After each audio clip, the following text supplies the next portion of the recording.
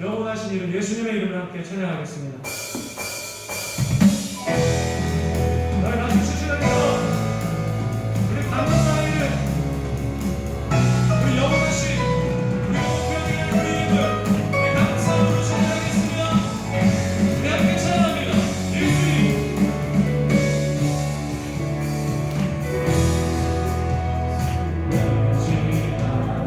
힘이 깊은 인생 떠나가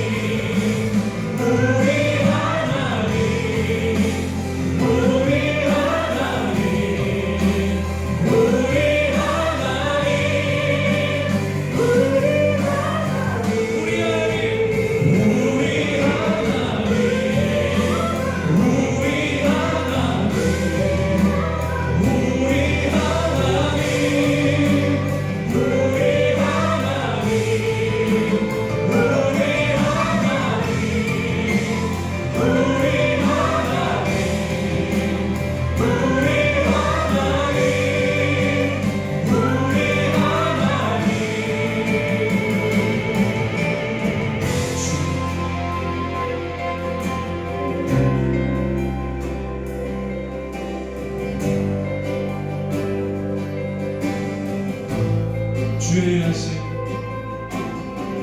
주의 일하심 볼수 없어도 주의 일하심 알수 없어도 주는 결코 멈추지 않네 주는 결코 멈추지 않네 주의 일하심 볼수 없어도 주의 일하심 알수 없어도 주는 결코 멈추지 않네 주는 결코 멈추지 않네 주의 일하심 볼 수 없어도 주의 일하심 알 수 없어도 주의 복 멈추지 않네 주의 복 멈추지 않네 주의 일하심 볼 수 없어도 주의 일하심 알 수 없어도 주의 복 멈추지 않네 주의 복 Waymaker, miracle worker, promise keeper.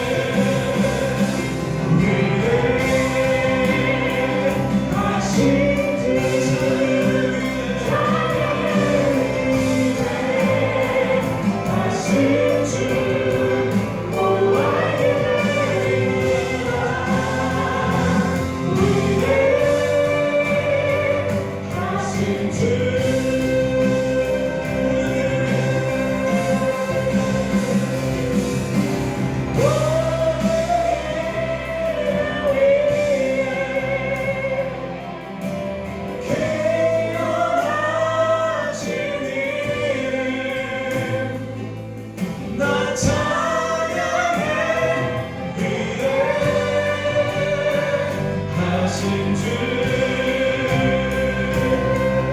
모든 일을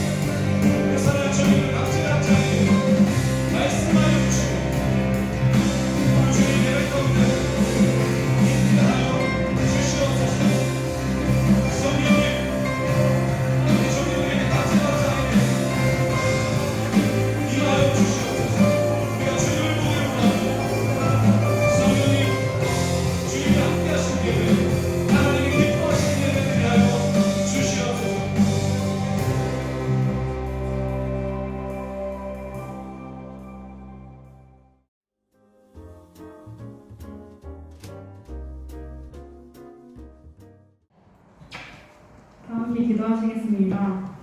사랑이 많으신 하나님, 오늘도 주님 앞에 나와 주님만 높여드리며 예배합니다.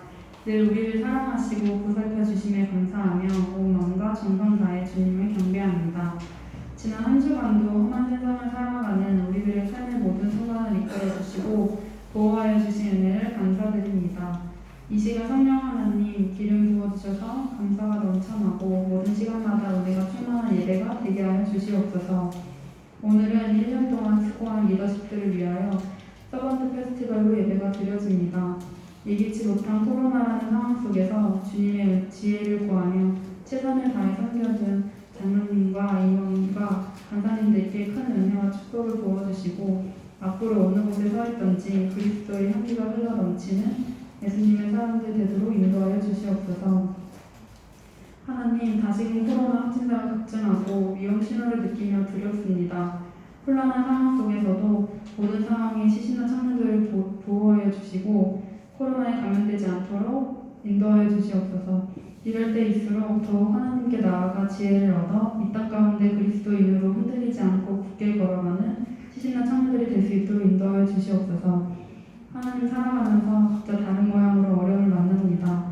이곳에도 현재 어려움을 만난 청년들이 있을 것입니다. 주님께서 만나주시고 치유하여 주시기를 간구합니다.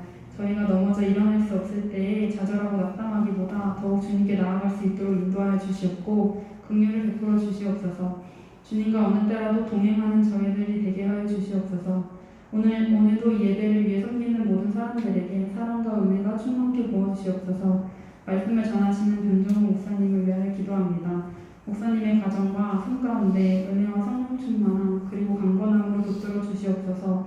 말씀을 전하실 때 기름을 부어주셔서 선포되는 말씀에 담긴 힘이 우리의 마음에 파고들어 개개인에게 하시는 귀한 말씀을 깨닫는 은혜의 시간이 될 수 있도록 인도하여 주시옵소서. 오늘 이곳에 예배에 참여하지 못한 많은 청년들과 또 온라인으로 예배드리는 모든 청년들에게도 동일한 은혜를 허락하여 주시옵소서. 이 시간 온전히 주님만을 높여드립니다. 예수님의 이름으로 기도합니다. 아멘.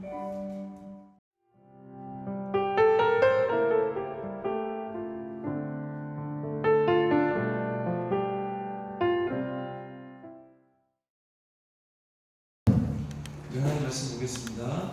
하나님 말씀은 창세기 23장 1절로 20절까지 말씀입니다. 길거든요. 오늘은 창세기 23장입니다. 23장 1절로 20절. 다 찾으신 줄 믿고 우리 다 자리에 일어나셔서 우리 한 절 한 절 교독하시도록 하겠습니다. 창세기 23장 1절부터 끝까지 20절까지 우리 한 절 제가 읽고 여러분 읽고 있도록 하겠습니다.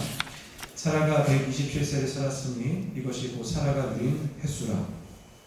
사라가 난 땅 헤브론으로 데라다에서 지내 아브라함이 들어가서 사라를 위하여 슬퍼하며 애통하다가 그 시신 앞에서 일어나 나가서 횟족속에게 말하여 이르되 나는 당신들 중에 나가니요 어려운 자들이 당신들 중에서 내게 대단한 소유지를 주어 내가 나의 죽자를 앞에서 여기다가 장사하게 하시오. 횟족속에 아브라함에게 대답하여 이르되 내 주여 들으소서. 당신은 우리 가운데 있는 하나님이 세우신 지도자이시니 우리 우리들 중에서 좋은 것을 택하여 당신의 중보자를 장사하소서.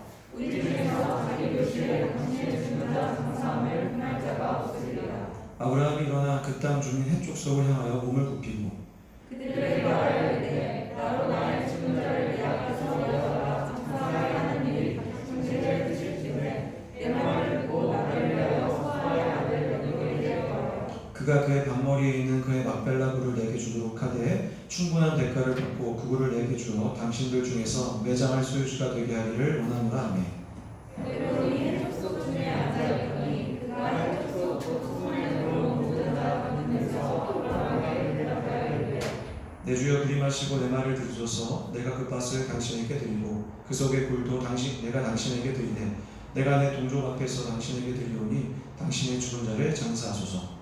아브라함이 이에 그 땅의 백성 앞에서 몸을 굽히고 그 땅의 백성이 듣는 데서 에브론에게 말하여 이르되 당신이 합당히 여기면 청하건대 내 말을 들으시오. 내가 그 밭을 당신에게 주리니 당신은 내게서 받으시오 내가 나의 죽은 자를 거기 장사하겠노라.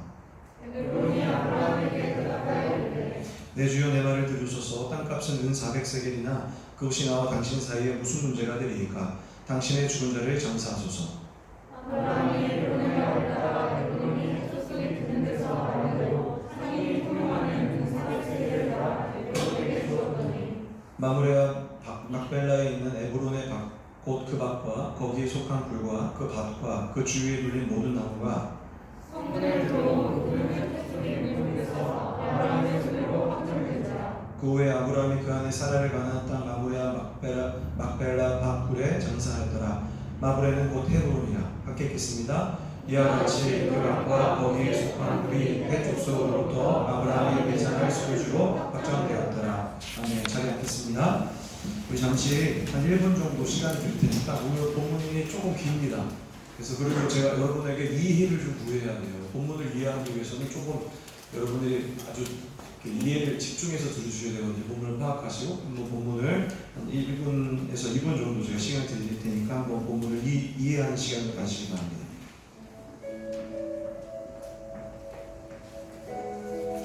어느 총무님 모니터 조금만 빼주세요. 여기서 모니터를.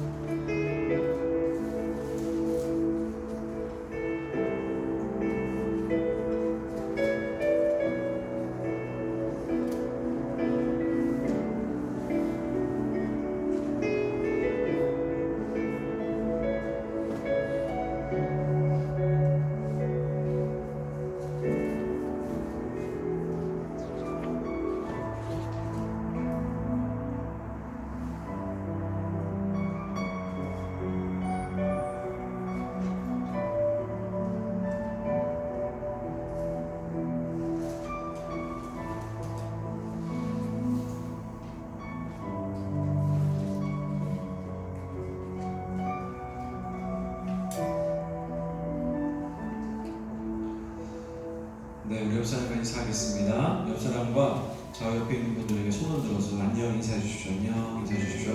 손을 들어주시면 안녕 인사하겠습니다. 네, 오늘 반가운 얼굴들이 많이 보입니다. 네, 영조 형제 다리 괜찮으세요? 네, 괜찮으시고. 네, 우리 영조 형제가 다리 수술하셨거든요. 생각나시면 꼭 우리 청년들 기도 함께 해주시기를 부탁을 드리겠습니다. 저는 오늘 창세기 23장 말씀 전체를 중심으로 하나님을 떠나지 않는이라는 말씀의 제목을 가지고 말씀을 전하도록 하겠습니다. 하나님을 떠나지 않는이라는 말씀의 제목입니다. 여러분, 오늘 본문이 사실 참 어려운 본문입니다. 여기서 무엇을 이야기하려고 하는지 그게 참 어려워요. 그래서 이 본문을 제가 이렇게 조금 이해를 하면서 해야 되기 때문에 특별히 서론 부분에서 잘 집중해서 들어주셔야 그 뒤에 얘기가 이해가 되거든요. 이 부분을 잘 들어주시기를 부탁을 드리도록 하겠습니다. 여러분, 창세기 23장에 보시면 드디어 모든 믿는 사람들의 어머니라고 불리고, 그리고 아브라함의 아내인 사라가 127세의 나이에 죽게 됩니다.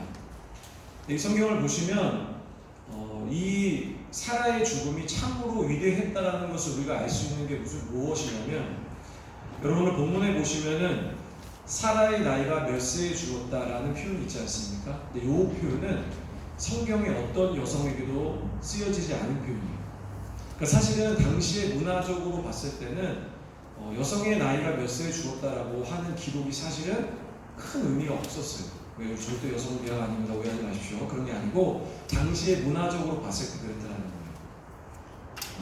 그러니까 당시 중심 문화가 남성 중심의 문화였기 때문에 참 이 사라의 죽음의 나이를 기록했다는 것은 성경의 자체적인 평가가 참 위대한 죽음이다라고 우리가 참 파악할 수가 있다는 거예요. 그리고 한 가지 또 알아낼 게 뭐냐면, 사라가 그가 죽었던 위치가, 여러분 창세기 22장에는 지금 아브라함과 사라가 어디에 있었냐면 부엘세바라는 곳에 있었어요. 기억하시죠? 지난주까지.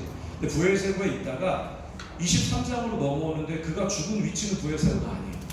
22장과 23장에 어떤 일이 있었는지 모르겠지만 그녀가 죽었는데 어디서 죽었냐면 바로 기럇 아르바, 그리고 헤브론이라고 불려지는 곳에서 죽게 되는 거예요. 이 기럇 아르바 헤브론은 아주 유명한 도시예요. 거인들의 도시이기도 하고, 그리고 유다의 수도였던 유다의 수도가 바로 이 헤브론에 세워졌다는 거죠. 그러니까 아브라함은 그녀의 죽음에 대해서 매우 슬퍼했어요. 그래서 당시에 이 가나안의 문헌을 보면은 어떻게 사람을 죽었을 때 어떻게 행동하냐면은 이렇게 표현해요. 사파드 그리고 바카, 사파드 바카, 사파드 바카라는 말이 표현이 반복돼요. 그게 뭐냐면은 슬퍼했고 애통했다, 슬퍼했고 애통했다라는 어떤 이 당시의 문화적인 같은 표현으로 이 아브라함이 사라의 죽음을 애도하고 장례를 치렀다는 것이 이 본문의 이야기죠. 여러분 잘 아시겠지만 조부모님들이나 혹여나 부모님들이 돌아가시는 경우가 있는 분들은 아마 잘 아실 거예요. 그러니까 사람이 죽으면 장례를 치르는 것을 끝나는 것이 아니라 그 다음으로 고민해야 될 게 있습니다. 그게 뭡니까? 이제 이 시신을 어디에 어떻게 해야 되는 겁니까? 이거에 대해 고민을 하죠. 이제 고인의 육체를 어떻게 다룰지를 이제 가족의 상의에서 결정하게 되는데, 양국 문화에서는 요즘에는 우리가 보통 일반적으로 화장을 많이 하죠. 화장을 하고 이 처리하는 방식은 다양한 방식이 있고, 또 과거의 방식에는 땅에 묻는, 육체를 그대로 땅에 묻는 습관이 있었습니다. 그런데 당시 이 가나안 메소포타미아 문화에서는 돌아가신 분들을 어떻게 모셨냐면은 육체가 다시 살아날 거라고 믿었어요. 그래서 돌이라는 거, 당시에 여러분 이스라엘 지역을 제가 가보진 않았지만 가보면은 산에 있는 곳에 굴이 되게 많아요. 그래서 막 이 시편에 보시면은 이 다윗이 시에 보면은 굴 속에서 쓰는 시가 많거든요. 그게 무슨 얘기냐면은 이 당시에 이 메소포타미아에서 가나안 지역에 특히 많았던 지역이 뭐냐면은 굴이 많은 곳이에요. 그래서 그 굴 속에서 이 사람을 묻고 그 다음에 겉에다가 사람이 움직일 수 없는 커다란 돌로 거기를 막는 일을 해요. 그게 바로 이 당시에 가나안 문화였다는 겁니다. 아브라함도 가나안 지역의 문화처럼 바로 자신의 아내였던 사라의 육체를 굴 안에 묻기로 하는데, 그가 결정한 곳이 어디냐면은 바로 기럇 아르바, 헤브론의 지역에 있었던 막벨라 밭 굴이라는 곳에 묻게 되는 거예요. 그래서 그는 해족서로부터 무려 은 300세겔을 주고 이 구입을 해서 이제 사라를 묻는 거예요. 그런데 이 구입은 단순한 구입이 아니라 사라만 거기에 묻겠다라고 한 것이 아니에요. 사라뿐만 아니라 제가 얘기드렸죠. 이스라엘 문화에는 다양한 굴들이 많았다고. 그 지역 전체를 구입한 다음에 거기에 아브라함도 묻고 사라도 묻고 자신의 아들인 이삭과 리브가도 묻고 자기 자손들을 거기에 다 묻겠다는 생각 가지고 막벨라 굴 전체를 구입을 하는 거예요. 그러니까 자신뿐만 아니라 아내를 위한 것뿐만 아니라 후손들 모두를 위한 결정이라는 거예요. 자, 지금부터 집중하시면 됩니다. 배경을 설명해 드렸고, 우리가 그런데 오늘 창세기 23장에서 이야기하는 아주 조금 특별한 표현을 우리가 집중해야 돼요. 그래야 본문이 우리에게 무엇을 얘기하려고 하는지를 정확히 알 수 있거든요. 2절이에요. 우리 다 같이 한번 읽어볼게요. 2절 읽겠습니다. 함께 읽겠습니다. 시작. 사라가 가나안 땅 헤브론 곧 기럇 아르바에서 죽음에 아브라함이 들어가서 사라를 위하여 슬퍼하여 애통하다. 우리가 뭐에 집중해야 되냐면 바로 헤브론 곧 기럇 아르바의 앞에 쓰여진 단어를 집중해야 돼요. 여러분 앞에 창세기 12장부터 쓰여질 때 어떤 지명을 얘기할 때 그 앞에 덧붙인 표현을 쓴 경우가 없어요. 그런데 여기에서는 유일하게 헤브론과 기랏 아르바를 설명할 때 그 앞에 쓴 단어가 있는 게 뭐냐면은 가나안 땅이라는 거예요. 그러니까 저자가 의도적으로 헤브론과 기랏 아르바는 가나안이라는 것을 강조하기 위해서 그 앞에 지금 쓴 거예요. 가나안이라는 단어. 그러니까 저자가 강조하고 싶었던 건 무엇이냐면은 헤브론과 기랏 아르바를 설명하고 싶었던 것보다는 헤브론과 기랏 아르바가 가나안 땅이고 실제로 가나안 땅이 중요하다는 것을 이야기하기 위하여 지금 헤브론 앞에 가나안 땅을 앞에 지금 붙이고 있는 거예요. 자, 일단 우리가 하나 전제합니다. 첫 번째로 뭐라고요? 가나안 땅이 중요해요. 두 번째로 우리가 23장을 볼 때 우리가 유의해서 보아야 할 부분이 있어요. 그게 뭐냐면 이상한 거예요. 뭐냐면 23장에 사라의 죽음에 대한 기사는 몇 절로 기록되냐면은 2절밖에 없어요. 이해되시죠? 20절이 전체 구성인데 실제로 사라의 죽음의 기사는 2절밖에 안 되고 나머지 18 모든 절은 무엇을 얘기하냐면 바로 기랏 아르바 헤브론에 있는 막벨라 굴을 구입했다 라는 것을 그 과정을 아주 길게 썼다라는 거예요. 그 이유는 뭐냐면 이거예요.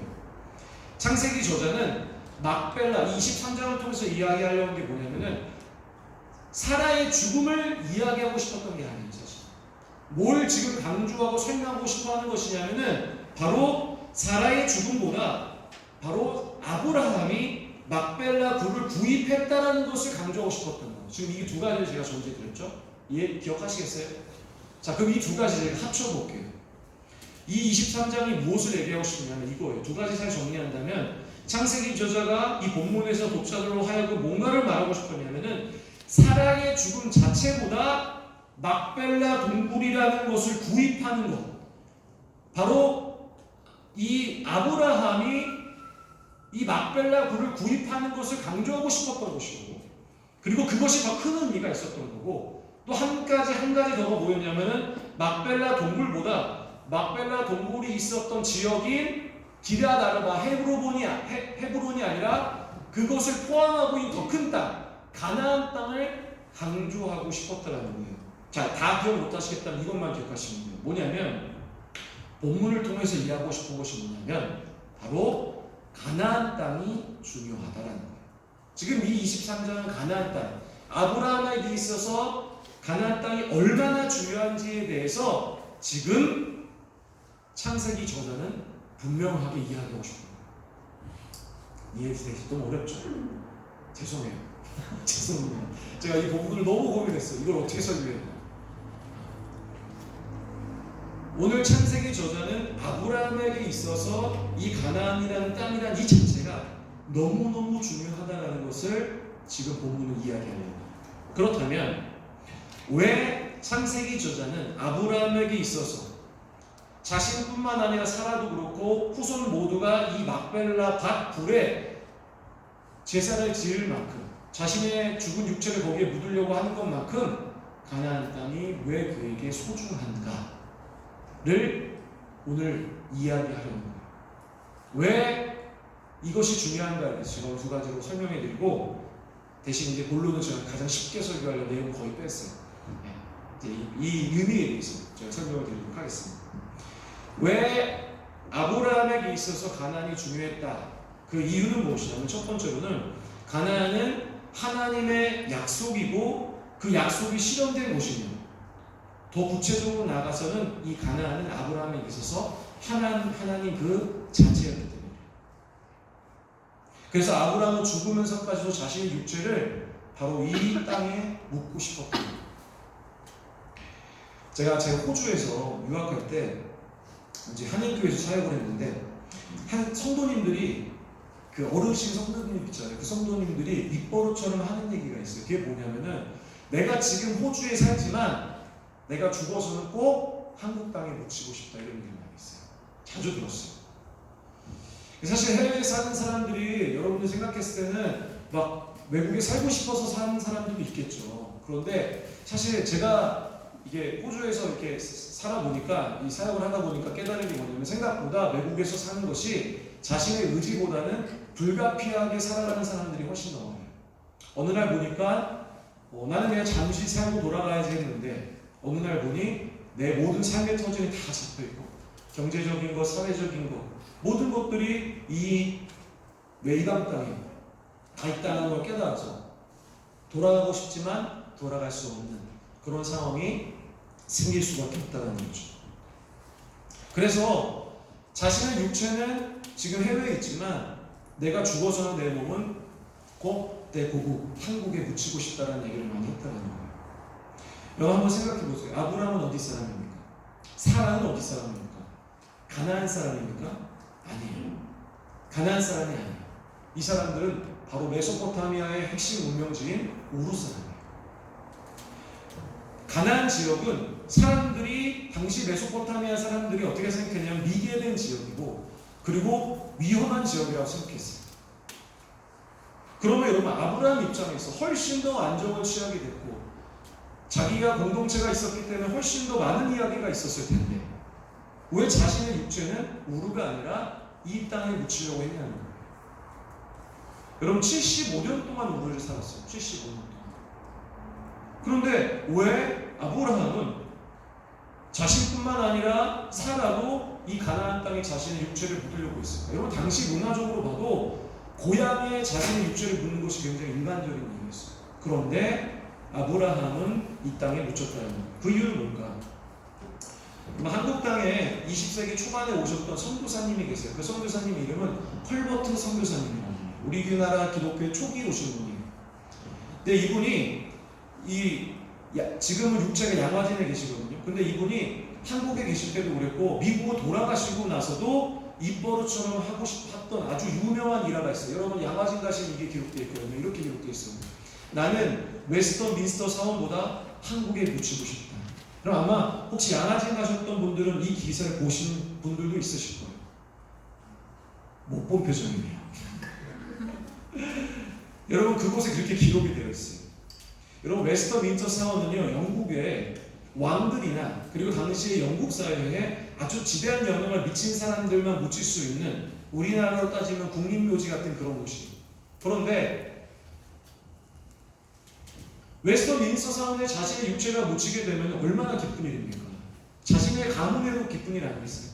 그런데 그는 웨스터민스터 사원에 묻히기 원하지 않았고 어디에 묻히기 원했냐면은 한국 땅에 묻히기 원했어요. 왜 그랬을까요? 그것은 이거죠. 훨씬 더 큰 의미가 있었다는 거예요. 그 사람의 인생에 있어서 영국에 있던 자신의 고국인 웨스터민스터 사원보다 훨씬 더 한국이 내 인생에 큰 의미가 있었기 때문에 그래서 그는 웨스터민스터 사원이 아니라 한국에 묻히고 싶었던 거예요. 여러분 아브라함에게 있어서 가나안 땅에 왜 그는 묻히려고 했어요? 여러분 가나안 땅에 육체를 묻게 되면 도적들이 그 육체를 해할 수도 있어요. 이 가나안 땅에 자신의 육체를 묻게 되면 자신의 친족들이 그것을 돌볼 수 없을 수도 있어요. 그러나 그는 자신의 육체를 반드시 가나안 땅 헤브론, 기럇 아르바, 막벨라, 밭불에 자신의 육체를 묻어달라고 했던 이유는 뭐냐면 이 아브라함에게 인생에 있어서 이 가나안 땅은 우르라는 단어보다 훨씬 더 큰 의미였다는 거예요. 그럼 도대체 가나안 땅은 아브라함에게 어떤 의미였을까? 그걸 우리가 한번 찾아보려고 하는 거예요. 하나님께서 아브라함을 부르셨어요. 그리고 말씀하셨죠. 창세기 12장 1절에 보면 하나님 이렇게 말씀하셨어요. 너는 너의 고향과 친척과 아버지의 집을 떠나 내가 내게 보여줄 땅으로 가라. 하나님이 내가 내게 보여줄 땅으로 가라고 했는데 그 땅이 어디냐면 바로 가나안이었어요. 창세기 12장 5절에 보면 얘기하는 거예요. 아브라함이 그의 아내 사라와 조카 롯과 하란에서 모든 소유 얻은 사람들을 이끌고 가나안 땅으로 가려고 떠나서 가나안 땅에 들어갔다. 그리고 하나님 약속하신 땅은 어디입니까? 가나안 땅. 그리고 그가 들어간 땅은 가나안이죠. 근데 여러분 보세요. 가나안 땅은 하나님이 그를 부르시고 그에게 약속하신 거예요. 그러니까 하나님이라는 그 언약의 관계가 실제로 아브라함의 가나안 땅에 딱 들어갔을 때 느끼기 뭐냐면 하나님의 약속이 성취가 된 거죠. 마치 이런 거예요. 내가 뭔가를 간절히 원했다고 생각해 보세요. 근데 원했는데 그것이 그냥 내 마음속에 내 가슴속에만 있다고 한다면 어때요? 슬프겠죠. 그런데 만약에 내가 그걸 이루었다고 생각해 보세요. 그럼 얼마나 기쁘겠습니까? 눈으로 볼 수 있고 내가 만질 수 있고 우리가 우리 주위에 이런 것들 많잖아요. 그렇지 않습니까? 얼마나 행복하고 기쁠까? 바로 그것이 아브라함에게 동일했던 거예요. 그러니까 아브라함이 평소에 하나님 앞에 받으려고 했고 하나님이 주셨던 그 약속, 그가 평소에 간절하게 바랬던 원했던 그 실제적으로 이루어진 일들이 가나안입니다. 또한 아브라함에게 있어서 가나안은 무엇이었냐면 하나님을 직접 경험한 것이죠. 과거에는 하나님의 음성만 들었어요. 약속만 받았어요. 그런데 가나안이라는 지역에 갔더니 하나님과 대화를 하기 시작하는 거예요. 드디어. 그리고 대화를 통해서 신이라는 존재가 인간에게 약속이라는 것을 주기 시작하는 거예요. 이제 내가 너가 이걸 해주겠다. 때로는 아브라함 인생 가운데 어려움이 찾아왔을 때 하나님의 이름을 불렀는데 하나님이 갑자기 나타나시는 거예요. 또한 하나님의 어떤 지시 명령을 지시를 따르기도 했고 그리고 그 하나님의 명령을 불순종하기도 했던 것, 그것이 어디냐? 바로 가나안이에요. 여러분, 정리한다면 아브라함에게 있어서 이 가나안은 무엇이냐? 하나님 그 자체입니다. 그래서 아브라함은 떠나고 싶지 않았던 거예요. 이 가나안을 하나님의 그 약속이 이루어졌고 하나님을 경험했고 하나님을 보았고 하나님의 말씀에 불순종해서 때로는 벌도 받았고 내가 그 하나님 말씀을 실천도 해보고 모든 하나님과의 일이 이루어졌던 그곳이 어디냐면 가나안입니다. 그래서 그 하나님 자체였던 가나안을 아브라함의 입장에서 그것을 떠난다라는 것은 상상도 할 수 없는 일인 거죠. 그래서 어땠습니까? 나는 죽어도 안 떠나겠다. 내 육체가 죽어서도 이 땅을 떠날 수 없다라고 얘기했기 때문에 나뿐만 아니라 사라도 그렇고 내 후손들도 바로 이 가나안 지역, 여러분 이 가나안 지역의 이 기라나르바 헤브론이 어떤 지역인지 아십니까? 이 기라나르바라는 단어가 네 길로 통하다는 뜻이에요. 이스라엘 전 지역이 모일 수 있는 네 곳, 기라나르바예요. 이게 히브리어의 뜻이에요. 바로 가나안 지역의 중심이 있었던 그 기라나르바에 여러분 이따 얘기 드리겠지만 아주 비싼 가격을 들여서 이 땅을 산 거예요. 왜 그럴까요? 아브라함에게 그 하나님 자체였기 때문이죠. 우리가 하나님 그 자체인 가나안을 떠나려고 하지 않았던 아브라함 보면서 우리 삶에 적용할 점이 뭐냐면은 하나님을 떠나지 않는 삶을 살아야 된다는 거예요. 우리 젊은 세대 우리는요 하나님을 너무 쉽게 떠나려고 해요. 우리 삶에 조금 바쁜 일이 생겨요. 내가 시험 준비하고 내 인생에 무언가를 준비하려고 하면 무엇부터 하신지 아십니까? 일단 교회를 안 나옵니다. 우리 삶에 바쁜 일이 생기고 내 삶에 고난이 오면 어떻게 합니까? 하나님 부정해요. 하나님 그냥 그분이 거기서 계속 계시고 우리 지키고 계신데 내 삶이 바빠지고 어려운 사람이 생겨. 물론 우리 시대가 그렇긴 하죠. 참 바쁘고 어렵죠. 그렇지 않습니까? 어떤 이들이 이렇게도 얘기해요. 하나님 저 휴가 좀 다녀오겠다. 잠시만 계시라. 내가 금방 오겠다. 근데 너무 쉽게 하는 거예요. 너무 쉽게 하나님 떠나려고 하는 거예요. 교회를 나온다고 하면 그러면 하나님 안 떠나는 것인가? 아니에요. 그렇지 않아요. 교회를 나오지만 내 마음은 다른 곳에 가 있어요. 그런 사람이 많죠. 그러니까 예배에서 하나님 찬양하고 설교 들으려고 하면은 그 집중이 되겠습니까? 안 되죠. 연애를 할 때 그 사람만 바라봐야 되는데 그 내 마음속에는 다른 누군가가 있는 거 얼마나 속상한 일입니까? 근데 하나님이 다 보신다는 거예요. 아브라함의 삶 속에 돌아보면 아브라함 인생 속에서도 하나님 떠나고 싶었던 적이 얼마나 많았어요. 인생의 기근이 왔어요.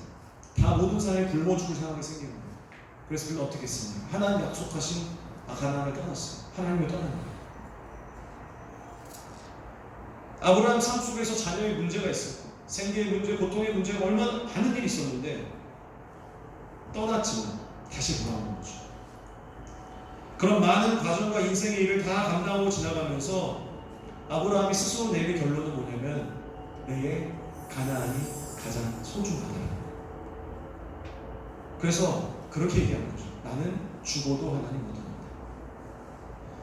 사랑하는 신나 청년 여러분, 우리가 세상 속에 살아가다 보면 우리가 다양한 일, 때로는 아무 일도 없어도 우리 감정과 생각에 따라서 우리는 무엇부터 선택합니까? 하나님 떠나야겠다 이런 생각해요. 그러나 오늘 여러분 아브라함의 삶을 보세요. 그러면서 생각해 보세요. 하나님을 내가 어떤 상황이 있어도 감당하고 견디고 떠나지 않겠다. 그리고 그분을 신뢰하며 살아가겠다. 라고 결정을 하는 거죠. 아브라함도, 우리의 믿음의 조상인 아브라함도 그렇게 많은 어려움이 있었어요. 그러나 그는 그의 인생을 돌아보면서 그가 얻은 결론은 하나였던 거예요. 그래도 하나님 떠나는 것은 무익하다. 떠날 수 없는 거죠. 그 사랑 청년 여러분, 우리 삶에 많은 일이 있을 때마다 쉽게 하나님을 떠나려고 하잖아요. 어떠세요? 예배 쉽게 안 드리려고 하시죠. 하나님 찾는 일을 소홀히 하죠. 그러나 우리 믿음의 조상 아브라함을 보면서 깨달아야 돼요. 하나님 떠나는 것은 무익하다. 죽어서도 따라야 할 분은 누구냐면 바로 하나님 그 자체다라는 거예요. 우리 사랑하는 청년 여러분, 오늘 가나안을 주는 우리 첫 번째 메시지를 꼭 기억하세요. 어떤 일이 있어도 하나님 떠나지 마세요. 꼭 하나님한테 붙어있는 삶을 살아가시길 주님의 이름으로 축원합니다. 그리고 두 번째로, 두 번째 두 가지만 하겠습니다. 두 번째로, 아브라함이 죽어서도 가나안을 떠나려고 하지 않았던 이유는 뭐냐면, 가나안은 아브라함에게 있어서 하나님 나라, 곧 천국을 상징했기 때문에 그래요. 여러분, 아브라함이 막벨라 불을 사기 위해서 핵족속들에게 자신을 소개하는데 뭐라고 소개하냐면, 창세기 23장 4절, 다 같이 읽어볼게요. 함께 읽겠습니다. 나는 당신들 중에, 창세기 23장 4절 읽겠습니다. 시작. 나는 당신들 중에 나그네요 거류하는 자니 당신들 중에서 내게 매장할 소유주를 주어 내가 나의 죽은 자를 내 앞에서 내어다가 장사하게 하시오. 자, 뭐라고 소개하는지 봐요. 뭐라고 소개합니까? 나는 나그네고 거류자다 이렇게 표현해요. 히브리어로 뭐냐면은, 여러분 전에 제가 한번 얘기해드렸죠? 게르, 기억하시죠? 게르. 혹시 기억하시는다면 감사합니다. 게르. 그리고 한 단어 더 있습니다. 토샤브라는 단어예요. 토샤브. 게르와 토샤브라고 자기를 소개하는 거예요. 근데 여러분, 토샤브는 뭐냐면은 이거예요. 땅을 소유하지 않는 임시 임금 노동자를 얘기해요. 그러니까 일용직 같은 거예요. 갑자기 예를 들면 이런 거 전화가 와요. 행신동에 일 있습니다. 와서 일하세요. 일용직 하시고, 기억하시죠? 그리고 새벽에 차를 타고 그 지역으로 가잖아요. 이분들을 바로 토샤브라고 해요. 게르는 무엇을 얘기하냐면, 제가 지난번 설명드렸죠. 게르는 뭐냐면은 이런 거예요. 시민권이 없어요. 그러니까 내가 이 땅에 살고 있는데 시민권 없이 살아가는 사람. 그러니까 이 나라에 살고 있지만 이 공동체에 속하지 못한 사람을 얘기해요. 게르. 그런데 아브라함이 헷족속에게 자신을 뭐라고 이렇게 설명하냐면, 나는 토샤보고 게르라는 거예요. 이 얘기 뭐냐면은, 쉽게 말하면 이거예요. 헷족속에 나는 땅이 없습니다. 이걸 얘기하는 거예요. 왜 땅이 필요합니까? 무덤을 지금 해야 되잖아요. 그냥 자신의 아내를 그냥 방치할 수 없잖아요. 나는 토샤보고 게르기 때문에 나는 지금 이 내 안에 사례를 장사할 곳이 없기 때문에 장사의 땅을 사고 싶다는 것을 은연적으로 얘기하기 위해서 아예 토샤보 게르라고 표현하는 거예요. 이해되시겠죠? 근데 우리가 좀 신기한 게 뭐냐면 이런 거예요. 아브라함이 땅이 없다는 거예요. 이게 참 신기한 점이죠. 여러분, 아브라함은 부유했어요.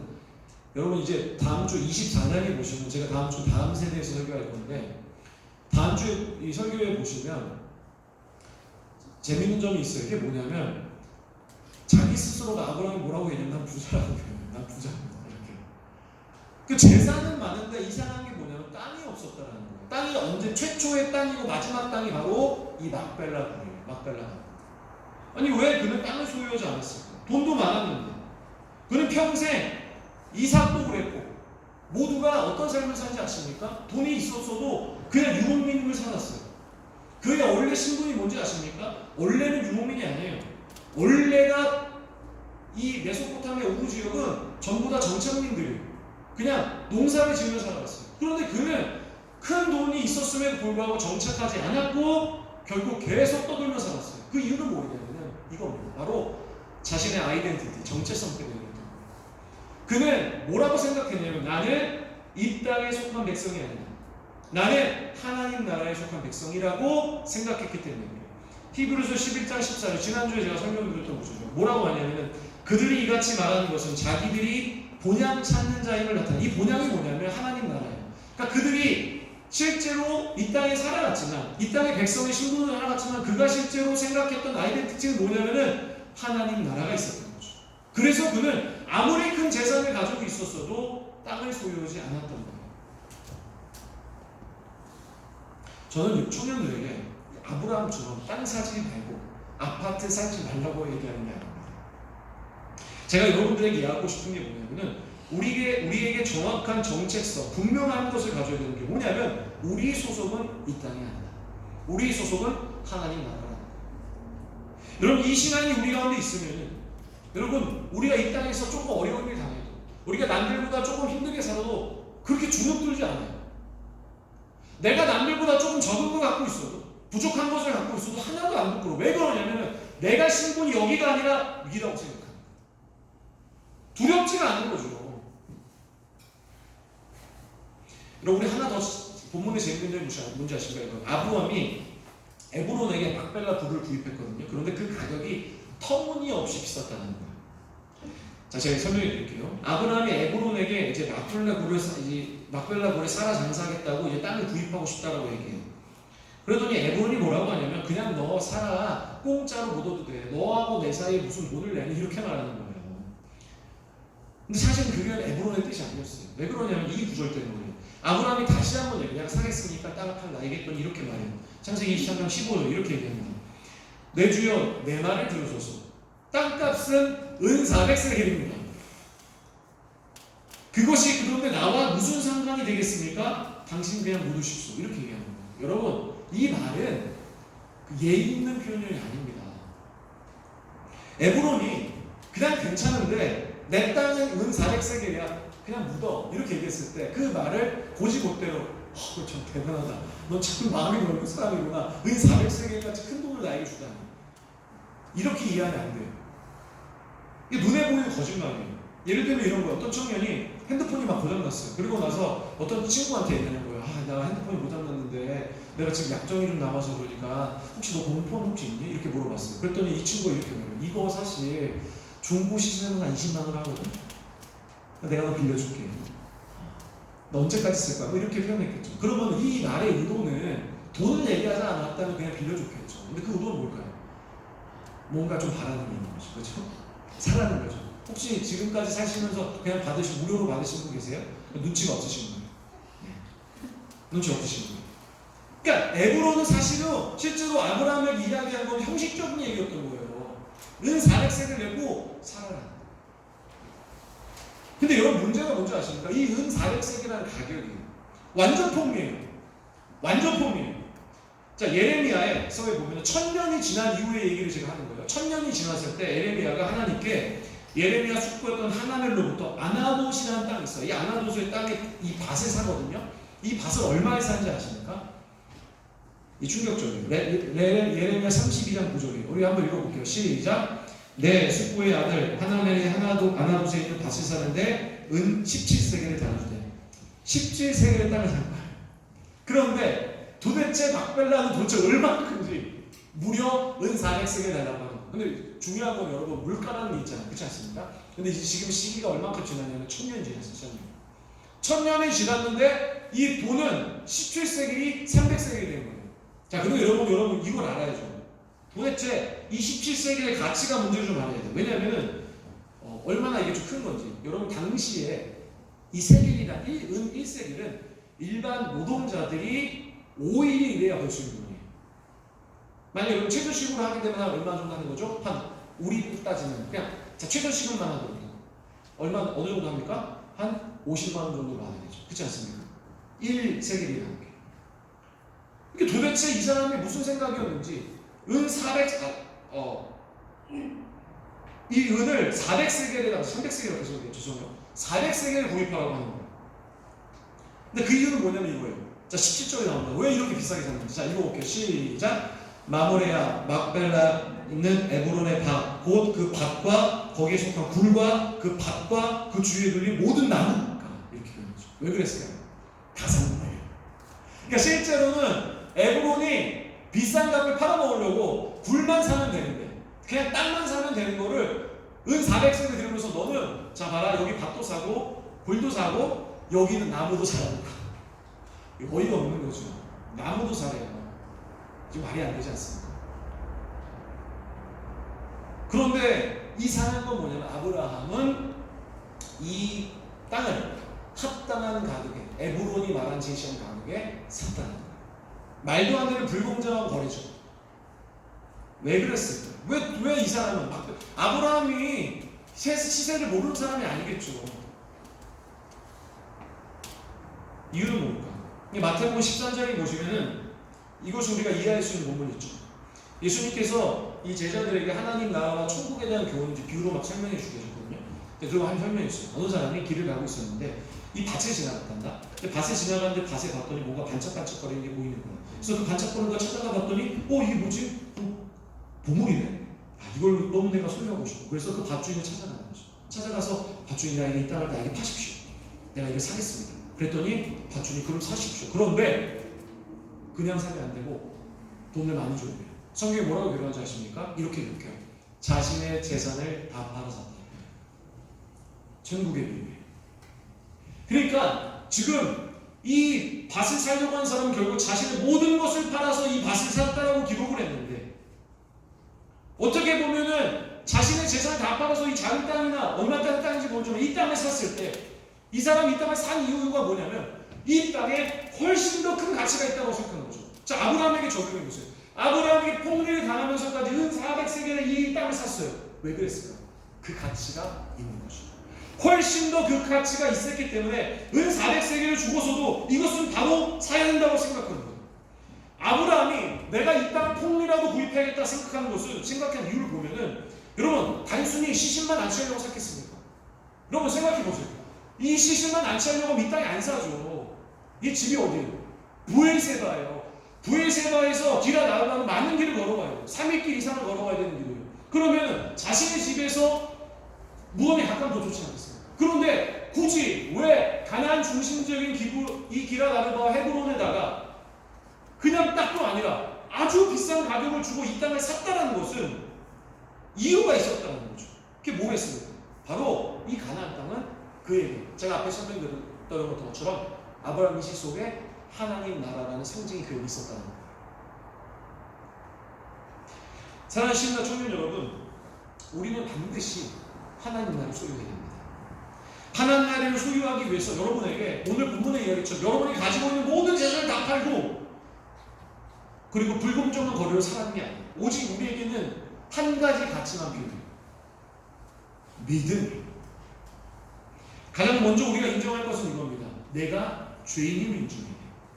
그래서 내가 아직도 우리 예수님 믿지 않으면 먼저 우리가 인정해야 될 것. 이 하나님 나라를 소유하기 위해서 가장 먼저 해야 될 1단계는 뭐냐면은 내 스스로가 부족하고 연약하다는 걸 인정하고 내 속에 죄인이라는 것을 완벽하게 인정해야 돼요. 내 속에 들끓고 있는 이 죄성, 나는 안 돼 라고 할 수 있는 그 죄인이 먼저 인정돼요. 그리고 그 죄인임을 예수님 앞에 가지고 가야 돼요. 그러면 이게 보이기 시작할 거예요. 예수님의 십자가, 그리고 부활이에요. 그리고 나서 여러분이 그걸 믿는다면 여러분 구원을 받는 거예요. 어떤 청년들은 예수님을 잘 믿고 있다가 내 삶이 좀 바빠지고 그리고 내 인생에 어려움이 오면 우리는 어떻게 하냐면 예수님을 떠나가는 거예요. 그런 청년이 참 많아요. 우리 주위에 얼마나 많아요. 고등학교 때, 고등학교 졸업하면서, 그리고 대학교 들어갈 때, 연애할 때, 직장 취업할 때, 그리고 여러분 아주 중요한 일들이 많이 있을 때마다 여러분 우리 어떤 선택합니까? 일단 하나님을 떠나요.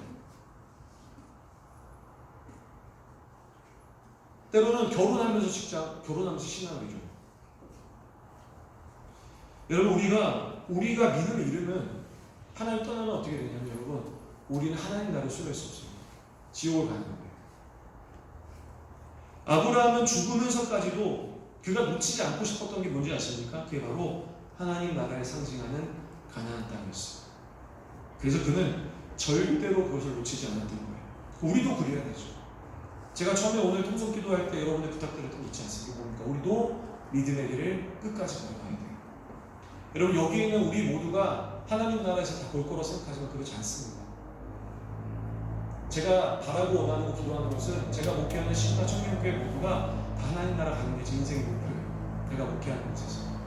여러분, 우리 모두는 하나님 나라 가셔야 돼요. 왜냐하면 우리가 하나님 나라 가지 않는다면 우리는 이 땅에서 영원한 고통을 받으며 살아갈 수 없기 때문에요. 여러분, 오늘 어떤 날인지 아십니까? 대강절이에요. 대강절. 예수님의 오심을 기다리는 주간이에요. 오리고 나서부터 1주, 2주, 3주, 4주가 지나고 나면은 성탄절이에요. 이걸 대강절이라고 합니다. 예수님께서 우리를 사랑하셔서 우리가 하나님 나라를 수료하기 위해서 예수님 땅에 오신 거예요. 그래서 우리는 대강절을 기억해야 되는 거죠. 사랑하는 신자 청년 여러분, 예수님의 은혜를 기억하세요. 그리고 우리가 끝까지 믿음의 길을 우리 걸어가시기를 주님의 이름으로 간절히 다시 한번 축원합니다. 말씀을 정리하면 오늘 설교의 말씀의 제목은 뭐냐면 하나님을 떠나지 않는 이라는 제목이에요. 무엇을 여러분에게 얘기하고 싶냐면 어떤 상황에도 하나님 떠나지 말라고 여러분에 권면하는 거예요. 근데 여러분, 이것을 가장 바라고 원하시는 분이 계세요. 여러분이 떠나지 않기를 바라시는 딱 한 분, 누군지 아십니까? 하나님. 데살로니가 후서 3장 16절 말씀 읽고 말씀 마치겠습니다. 함께 읽겠습니다. 평강의 주께서 친히 때마다 일마다 너희에게 평강을 주시고 주께서 너희 모든 사람과 함께 하시기를 원합니다. 그러니까 하나님 마음이 그런 거예요. 하나님이 이 땅에서 여러분과 함께 하길 원해요. 그래서 여러분이 가나안 땅을 떠나지 않길 바라는 거예요. 그리고 한 가지 더 있습니다. 바로 하나님이 여러분과 너무나 함께 하고 싶어서 여러분의 영원한 나라로 초대하고 계시는 거예요. 함께 하길 원하시는 거죠. 사랑하는 청년 여러분, 이 마음 깨달으시고 살아가셔서 하나님 영원히 떠나지 않고 우리 끝까지 믿음의 길 걸어가서 우리 모두 한 명도 열애되지 않고 하나님 나라에서 만나게 되는 우리 사랑하는 신나 청년과 제가 되시기를 주님의 이름으로 기도하고 부탁드립니다. 자, 우리 찬양하겠습니다. 우리 그 사람 함께 찬양하시고 잠시 우리 기도하고 일단 순서를 진행하도록 하겠습니다. 우리 함께 찬양하겠습니다. 그 사람입니다.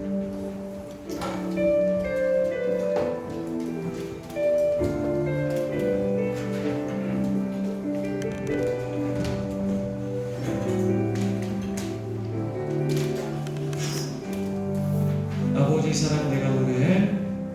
아버지 사랑 내가 노래해. 아버지 은혜 내가 노래해. 그 사랑 변함없으신 거짓없으신 성실하신 그 사랑 상한 갈 때 꺾지 않으시는 상한 갈 때 꺾지 않으시는 거져가는 등불 끄지 않는 그 사랑 변함없으신 거짓없으신 성실하신 그 사랑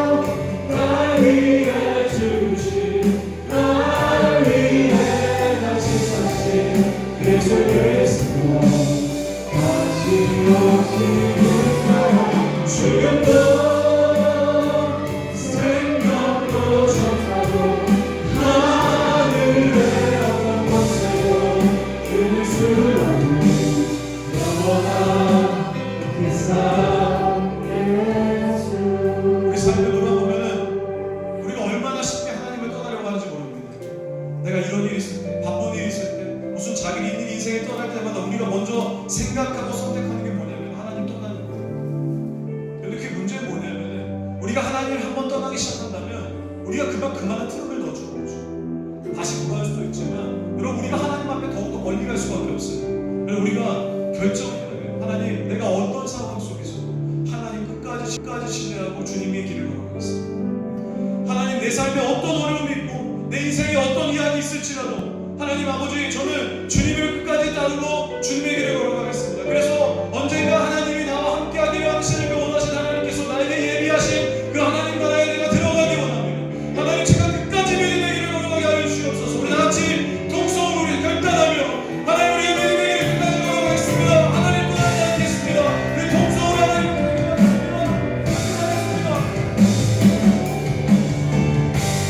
하나님 아버지 감사합니다. 하나님 우리가 주님의 길을 떠나지 않기 원합니다. 하나님 아버지 우리가 주님의 길을 걸어가기 원합니다. 하나님 아버지 우리 삶 가운데 일하신 하나님 우리 인생의 이야기를 물어보면 하나님과 하나님을 떠나기로 나타나셨습니다. 하나님 우리가 내가 나이를 한 살로 내 인생에 어떤 무슨 일이 일어난다고 해서 우리가 하나님 앞에 쉽게 하나님을 떠나는 것을 기도합니다. 하나님 아버지 우리가 주님을 떠나지 않게 하여 주시옵소서. 끝까지 믿음의 길을 걸어가게 하여 주시옵소서. 끝까지 주님의 길을 걸어가게 하여 주시옵소서. 우리 사랑하는 청년들이 우리 인생에 어떤 이야기 있을지라도 하나님 저는 주님의 길을 가겠습니다. 믿음의 길을 걸어가겠습니다. 내 인생에 어떤 상황이 있을지라도 하나님 끝까지 신뢰하며 걸어가겠습니다.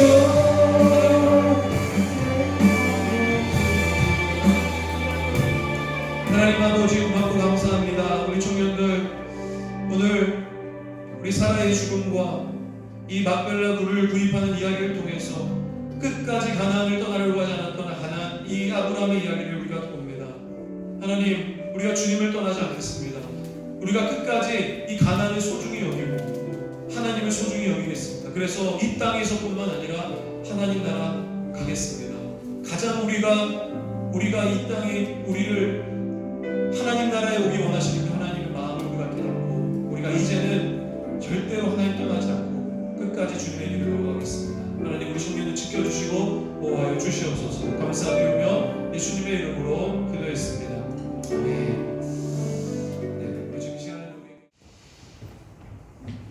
지금은 성부, 성자, 성령 삼위일체 하나님의 놀라우신 사랑하심과 인도하심과 축복하심의 은혜가 오늘 말씀을 듣고 또 하나님의 그 말씀하시는 또 믿음의 길 끝까지 걸어가며 또 하나님과 함께하기 원하는 우리 사랑하는 시신나 청년들 모두가 또 오늘 마지막으로 우리 시신나를 오랜 기간 동안 섬기며 함께 진실된 마음으로 우리 사랑하는 청년들을 또 이해하고 함께했던 우리 김한중 간사님 그리고 정명 간사님 가운데 함께 하시기를 간절히 축원하옵나이다. 아멘.